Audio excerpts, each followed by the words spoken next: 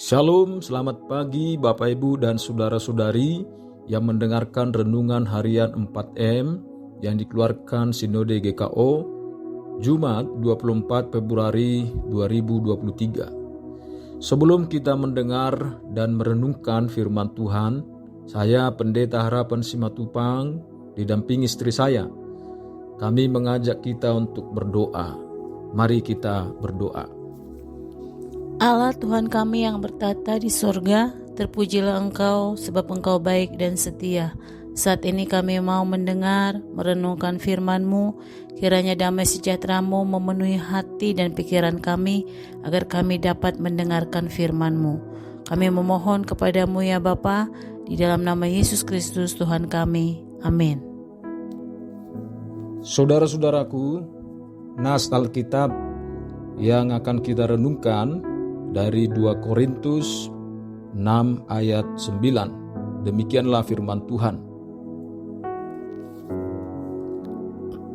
Sebagai orang yang tidak dikenal namun terkenal, sebagai orang yang nyaris mati dan sungguh hidup, sebagai orang yang dihajar namun tidak mati. Adapun tema renungan kita adalah konsekuensi seorang pelayan. Bagian yang keempat.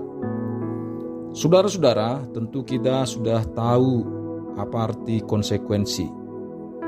Berbicara tentang konsekuensi, yang saya pahami adalah akibat dari suatu perbuatan, sikap, pendirian kita, bisa kita rasakan sendiri dampaknya maupun orang banyak lainnya, bisa positif atau negatif.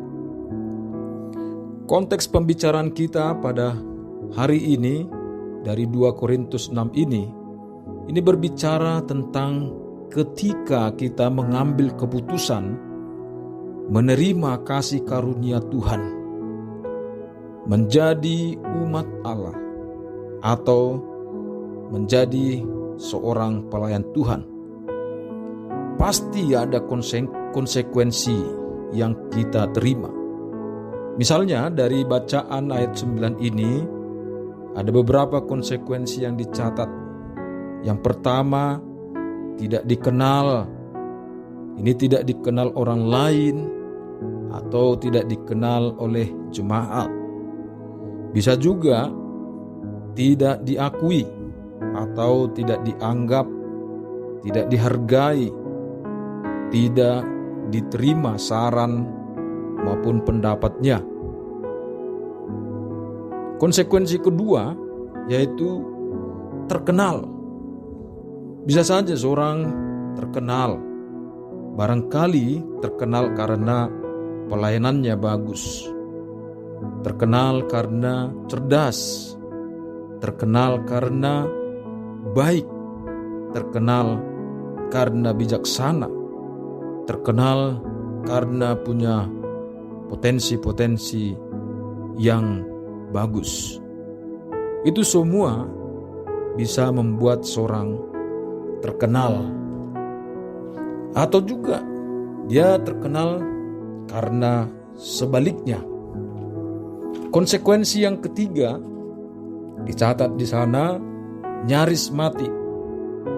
Nyaris mati tentu karena penganiayaan, karena kecapean, karena kelaparan, karena bencana, atau karena niat jahat orang lain, atau juga tidak diberi kesempatan baik di dalam pelayanan atau membela diri ketika dihadapkan kepada hukum. Barangkali juga ada yang mati.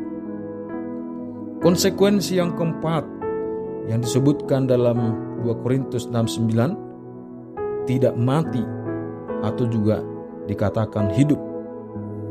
Barangkali pemahaman di sini adalah dia tidak mengalami hal-hal pahit atau tantangan-tantangan yang berbahaya. Barangkali dia di tempat yang berlimpah berkat materi atau sejahtera.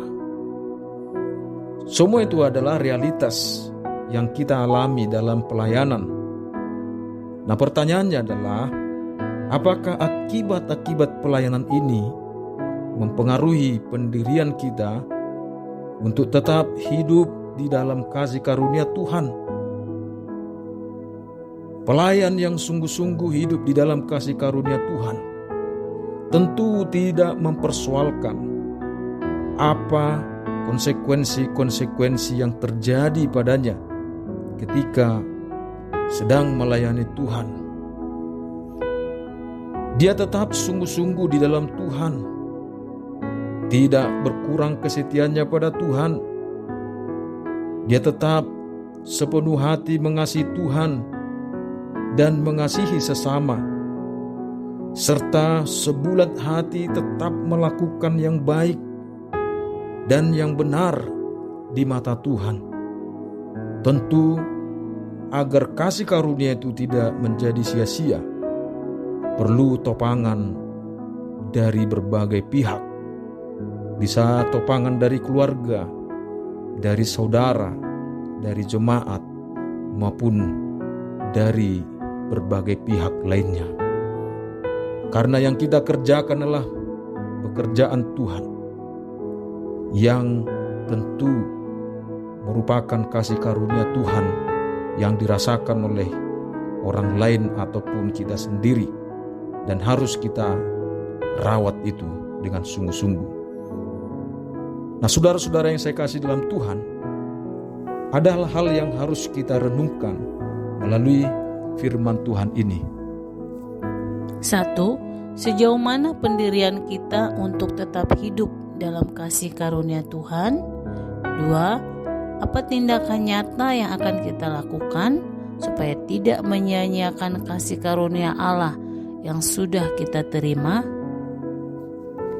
Saudara-saudaraku yang telah menerima kasih karunia Tuhan, marilah bagikanlah melalui sikap dan teladan kita sebagai bukti bahwa kita sungguh-sungguh menerima dan hidup dan menghargai kasih karunia Allah, baik di tengah keluarga, jemaat, maupun lingkungan kita, agar orang lain pun dapat memuliakan Bapa kita yang di sorga.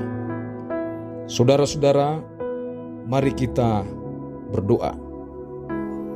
Ya Allah Tuhan kami, sungguh kami sadar dan menerima konsekuensi komitmen kami tinggal di dalam kasih karunia-Mu dan melayani-Mu. Ya Allah, kiranya Engkau memberikan kekuatan kepada kami untuk tetap setia taat melakukan panggilan kami, meskipun kami mengalami konsekuensi-konsekuensi baik positif maupun negatif di dalam pelayanan. Berilah kepada kami hikmat dan kekuatan untuk tetap hidup di dalam firman-Mu. Berkatilah kami, pribadi lepas pribadi, dan keluarga kami masing-masing. Dalam nama Yesus Kristus kami mohon doa ini kepadamu ya Bapa. Amin. Shalom. Tuhan Yesus memberkati kita.